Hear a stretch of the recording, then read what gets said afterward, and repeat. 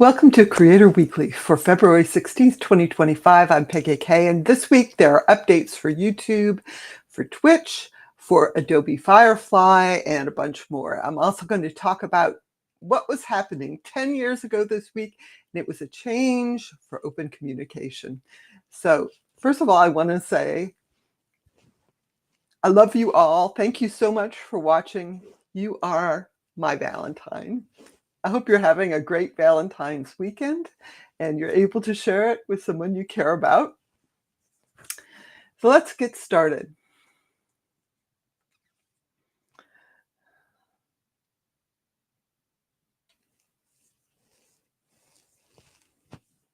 So first off, Neil Mohan, the YouTube CEO, shared YouTube's big bets for 2025. And to my reading, this sounds like YouTube is really taking on old media.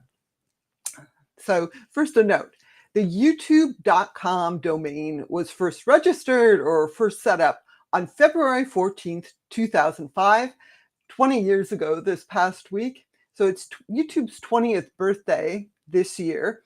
And there's going to be a lot of milestones that I'll talk about later, but I just wanted to get your head around how much YouTube has changed in the past 20 years. And it's gone from people sharing sort of casual clips to really professional content. And what YouTube is saying is for 2025, it's the epicenter of culture, music, short videos, episodic content. It's like storytelling, live streams, podcasts, and that's pretty much all entertainment other than like full-length feature films. They also note that many YouTubers are becoming the startups of Hollywood. So building businesses and even their own studios. So this is a new face for Hollywood, maybe. So we'll see how that goes. And a couple of statistics they note include that YouTube is now the most frequently used service for listening to podcasts in the US, which is amazing to me because there are a lot of dedicated podcast services, and of course Spotify is popular, so that's a major milestone. And the other big picture thing is that YouTube is the new television. So what Mohan writes is that the new television, YouTube, doesn't look like the old television because it's interactive.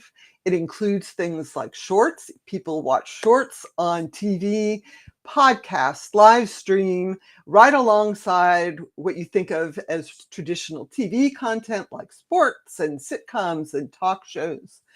And like to my viewing, what's missing is like the hour-long dramas, that sort of thing, the movies. That hasn't really come to dominate on YouTube yet. So we'll see. They say TV is the primary device for YouTube viewing in the US, which seems really surprising to me because I personally don't watch a lot of TV, a lot of YouTube on TV, partially because, I'm in a household with other people and nobody is interested in watching the same things that I am on TVs in the middle of the living room. But I don't know if people are watching by themselves or as a group or what, but this is an interesting statistic. And of course, as a creator, you need to keep in mind that more people are watching on TV. Maybe make sure your content looks good on the big screen.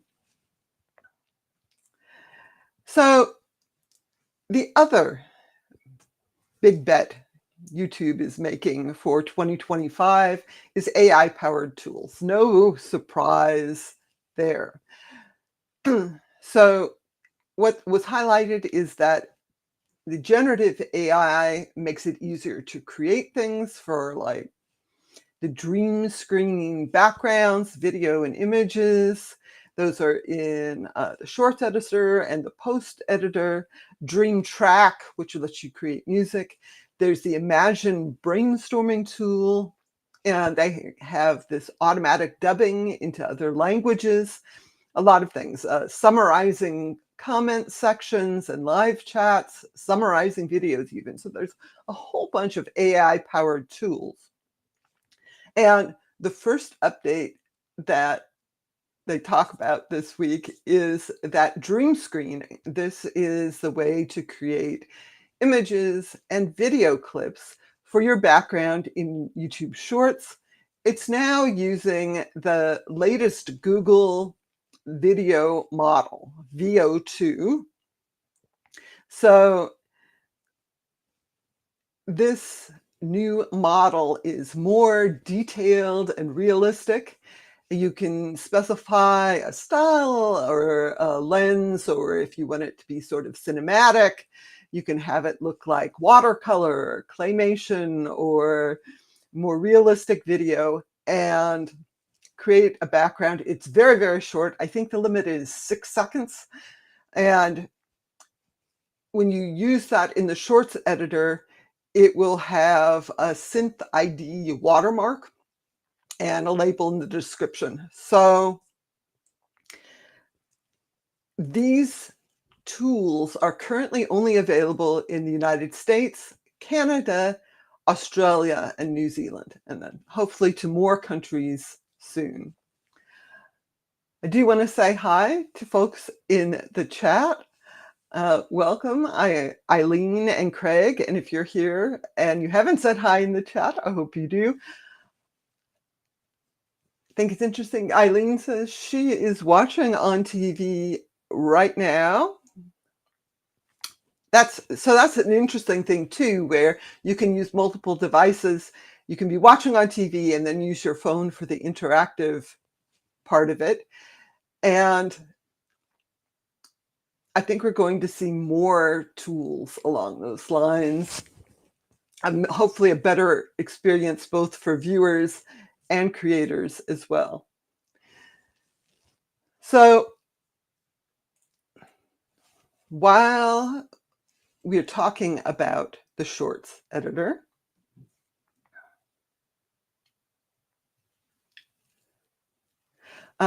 just a quick update that you can create voiceover tracks automatically for Shorts using text-to-speech. This is now available for iOS devices in addition to Android devices. So you basically, in the Shorts editor, you type in the text you want and you can pick a voice that you want to speak.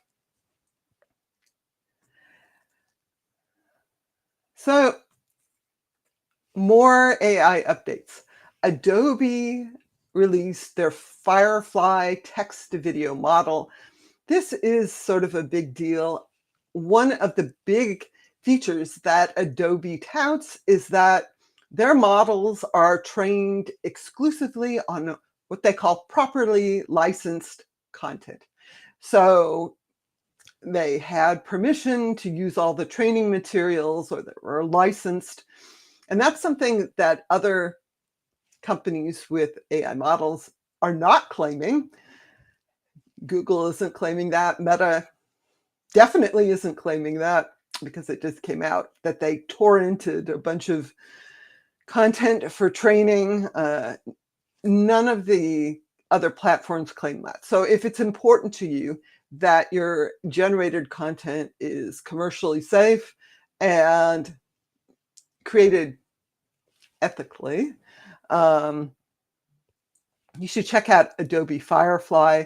Their new video model has output at 1080p. It can be either horizontal or vertical. There are advanced camera settings like the camera angle, the shot angle, the motion you want, and it lets you create what you want. Instead of just putting in a text prompt, you can add a keyframe for the beginning and the end of the video, and it basically creates the video between those two keyframes. You can use your own photo to start the creation.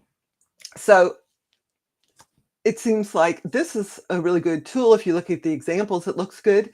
If you like text to video, you should definitely check this out at firefly.adobe.com. They also have a new option, again, AI powered, to translate audio. So you can dub audio recordings into a new language. There's translate video as well. This is what they call speech to speech translation. So, and this is available in more than 20 languages. It's interesting. YouTube has their own automatic dubbing. It is not supported in 20 languages yet. It'd be interesting to hear how it actually compares. So, I don't know how good this is, but this is an important tool for reaching an international audience. And if you have an enterprise account, they will do lip syncing of the dubbing as well. So that's making it look like the person's actually talking. Kind of an interesting thing. So the other thing that Adobe released is 2 new paid plans. There's a standard and a pro plan for Firefly. The Firefly standard plan, there's a special promo price right now. It's $10 a month in the US. This includes generation of up to 25-second videos or translation up to 6 minutes of audio and video. That's not very much if you're actually using this as a creative tool. And so this is actually expensive to use if you want to use it for regular videos. And so that kind of puts into perspective some of these tools that YouTube is offering for free, not to everyone yet, though. So this is one of the themes, I think, that we're seeing, that there's these really powerful tools, but you've got to pay. And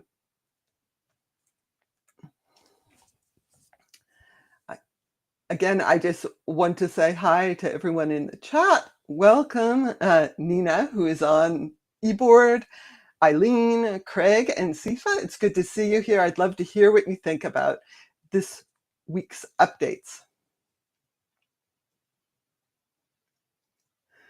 So switching gears a little bit, TikTok is now available for download in the US Apple App Store and Google Play stores. It was removed when TikTok in the US became illegal on January 19th.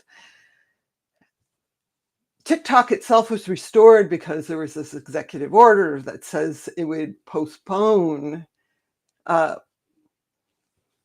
enforcing the law, but the app stores were not given assurances that they would not be prosecuted. And of course, politicians love to go after big tech. But this week, they apparently got enough assurances that they restored these apps. So you can install them if you're in the US.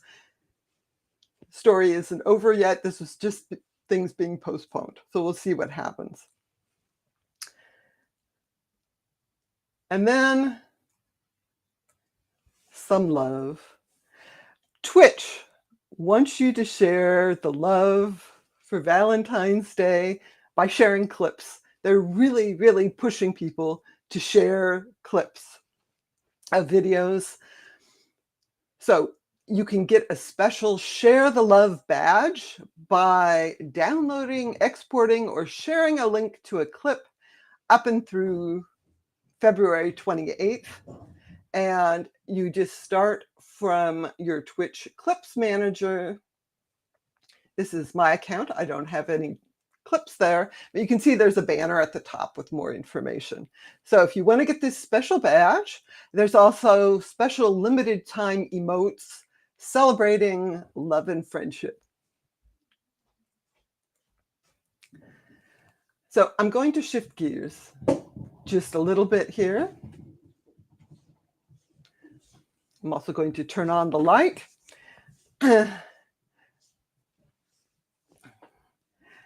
Eileen says, I hope this means TikTok is not getting banned. Yeah, we'll see. I think it's very complicated.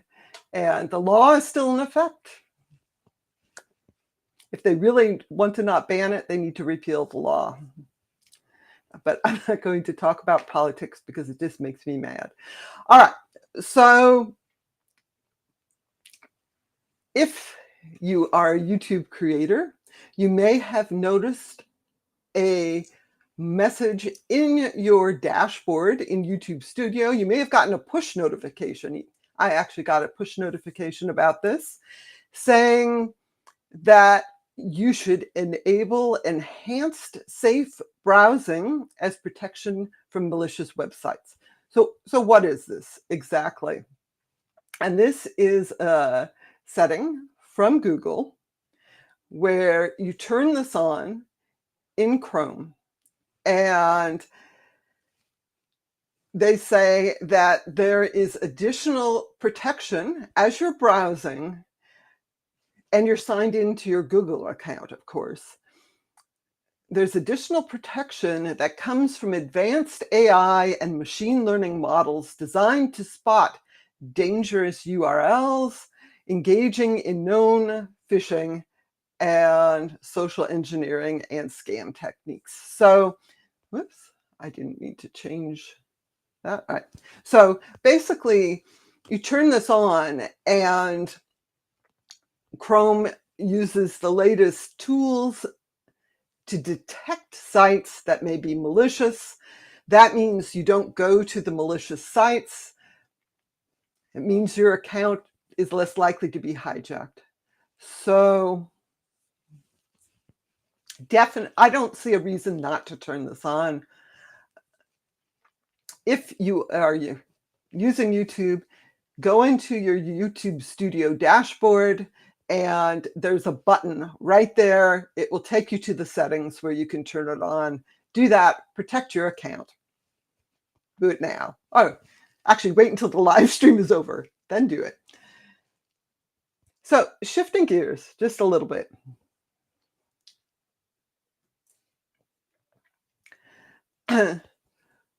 WordPress.com launched 100-year domain registration. So you have a website, you want it to be around, well, maybe not forever, but for a long time. You can now register your domain for 100 years. They also have special hosting for your website for 100 years. It has trust accounts, digital security.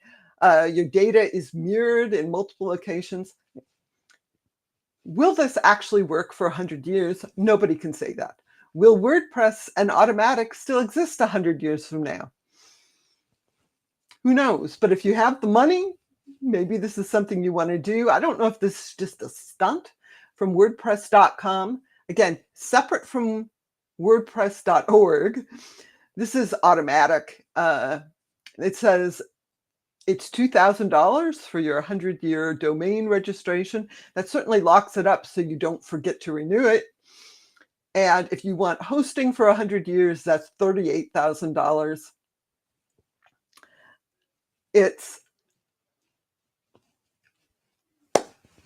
Do you want this? I think it's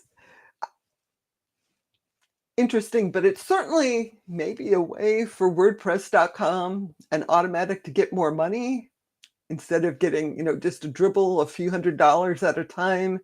This is big bets. I don't know. But if you want your website forever, check this out. I say forever, but, the internet hasn't even been around for 100 years, so it's impossible to know what it's going to look like a century from now, and it's unlikely that any of us here will be watching it. All right. And finally, I wanted to talk a little bit about ROOST. So ROOST is robust, open, online safety tools. Robust, open, online safety tools. Now, what this is a new nonprofit that's building and open sourcing and maintaining what they call modular building blocks for AI safety. And this is basically to help moderation. Now, big companies, Google, Meta, so forth, they can invest huge amounts of money in moderation tools that small organizations, they can't afford this. So this is to help smaller organizations. This is actually supported by a huge number of big corporations, including Mozilla, Google, Wikimedia, Discord, OpenAI, Roblox, which is the game, but it has tons of user-generated content. They are actually sort of at the forefront of some of this, Microsoft and so forth. This is to help smaller businesses and organizations moderate. The first tools that are coming out are for identifying CSAM, that's child sexual abuse material, and some other harmful content. And they are actually also creating software consoles for content moderators, which is another thing that a lot of organizations don't have. It's a nonprofit, so hopefully this is available to everyone. And just to put it into perspective, this could really help new startups, new businesses do this kind of moderation without having to rely on the big companies. So it could be a game changer. So just to finish up, I wanted to talk about what was happening 10 years ago this week. And the way I'm thinking about this, it's Google taking a step away from open communication platforms. So 10 years ago this week, the Google Talk app for Windows was shut down. It seems like the original message people got was that it would shut down February 16th. I think that may have been extended to February 26th, but again, it was around 10 years ago this week that this happened. And what Google said was, should stop using Google Talk and use Hangouts instead. So this was not a big surprise. Hangouts officially launched to sort of big fanfare in 2013. It had basically everything you need, integration with Google Plus and with Gmail, and it also had its own separate standalone app. This was, I think it was a progressive web app at the time. They had a couple different apps. So you could use the Hangouts app for Chrome, and you didn't actually have to use Google Plus. By this time, Hangouts could be used with just your regular Google account. No Google Plus profile was required. And so this was a huge change for people who had been using Google Talk for years. And when this happened, Googler Meyer Kamet posted over on Google Plus that you would still be able to use Google Talk using a third-party app. These were apps like Jabber that use XMPP. This is an open standard for communicating across the web. So you could use apps like Pigeon, but you couldn't use actually Jabber itself, which was really popular because by this time it was requiring server-to-server encryption, and that was not implemented in Google Talk. So by this time, Google Talk was not getting updated, but they said, oh, you can continue to use it. And kind of, this is really totally surprising to me that you could actually continue to use the Google Talk option in Gmail and the Google Talk Android app, which they stopped updating in like 2013, all the way through 2017. And Google Talk continued to work using these third-party clients up until the middle of 2022, just before they shut down Hangouts permanently. So I think there are two big takeaway messages from this. The first is that Google, it kind of has this reputation for killing off products and services, but a lot of times it just lets these products and services hang around until they completely die, but they keep these services up and running for years, long after they stop updating them or developing them or adding security updates to them. So maybe look at Google another way about this. And of course, all of this has led to a lot of confusion when it has multiple platforms running, especially around communications. There was one point in 2018 when you could use Hangouts, of course. You could use Allo or Duo. And they had already launched Chat and Meet for business accounts. You could still use Google Talk on these third-party platforms. 2018 was a confusing time. Since then, it's gotten less confusing. Google has consolidated everything. So I think right now it's the least confusing it's been for a very long time. Right now there's Chat and there's Meet, and that's it.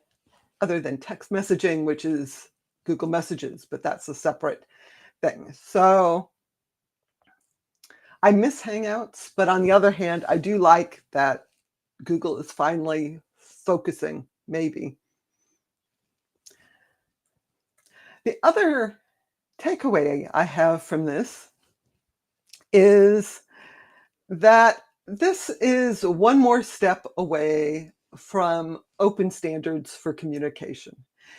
So XMPP is an open standard. That means you can run it on your own server and you can federate with other servers. And talk about federation a lot, mostly in terms of social platforms like ActivityPub for Mastodon or AT Protocol for Blue Sky. But there's federation other ways. There's messaging, there's email, and that just means that you can be on your own server and communicate with other servers. But what we've seen happen is that most chatting and video calling has moved to proprietary platforms. So for Google, that was Hangouts, now it's Chat. Even though these platforms often use the open standards as the basis for their services. So for example, WhatsApp uses their own version of XMPP for chatting, but it's not an open standard. The way they've done it, you can't just talk cross-platform. I don't know what is going to be happening with this, but there is this shift for social media to more open platforms. Maybe we'll see it with communications as well. So thank you all for joining me today. Oh, I want to say, Jolyn, I see your message that you took a tumble and you're on the mend. I'm glad to hear that. That's scary. And I hope you're feeling better. Thank you all for joining me this week. I will see you again next Sunday.